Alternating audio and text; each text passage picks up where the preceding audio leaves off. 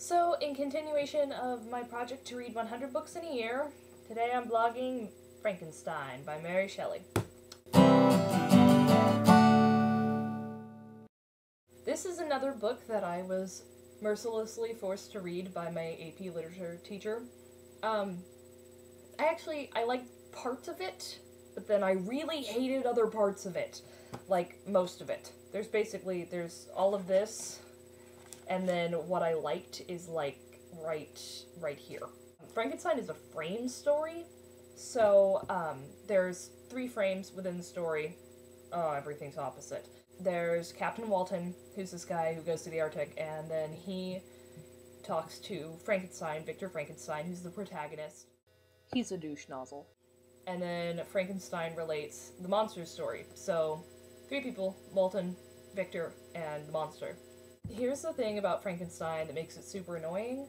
Victor, like, the protagonist, as in the person it's named after, is unbearably obnoxious.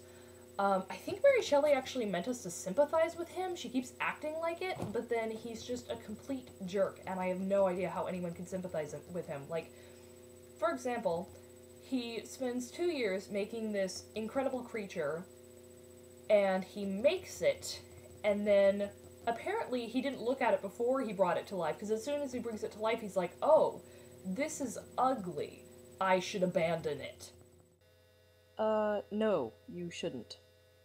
And the monster, like some adorably ugly undead kitten, is like, eh. I'm sorry, like what now? Could you do that again?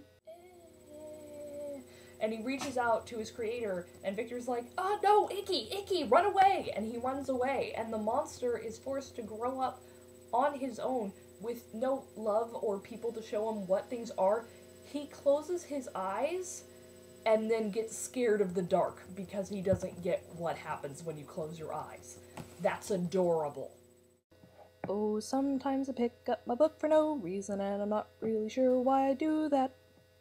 Mary Shelley was actually only 19 when she wrote that, so that's kind of bomb. Like, I don't think that in 2 years I'm going to be ready to churn out a gothic horror novel. Let's talk about some of the themes of the novel. One of the themes of the novel is that knowledge is really dangerous. Like, on the one hand, when the monster is first kind of coming into consciousness, and he's on his own, and it's like springtime, then he hears, like, the calls of the birds, and everything's all pretty, and he doesn't really get it. And then eventually he educates himself and learns how to read and write, and he learns a lot more about his world, but then along with that knowledge comes the knowledge that no one will ever love him. Which is not something you want to find out. Also, he puts his hand in some fire. And then also, Victor learned how to create life, and obviously that became dangerous. I don't want to give away the end of the novel for you in case you want to read it. I'm really not sure if I could recommend this one.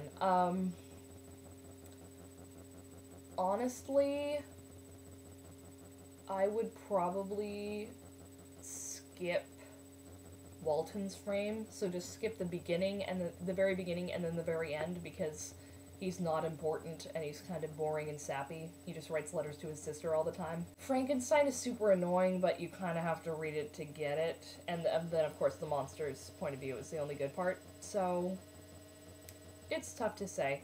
One of the most annoying things about this book for me, besides Victor, because he was definitely chief in the annoyance department, was that there are a lot of elements to this story that are like, what? Also, he made him 8 feet tall and, like, ridiculously strong, which just doesn't seem smart. Never make your undead creations stronger than you. It's a bad plan. Oh, you may have noticed that, my surroundings have changed a little bit, because I was previously recording in basically a cave, and caves don't have a lot of sunlight. I like me some, this way, shiny, shiny sunlight, as we know. So, from now on they'll probably be in here. I'll switch back and forth. I don't know.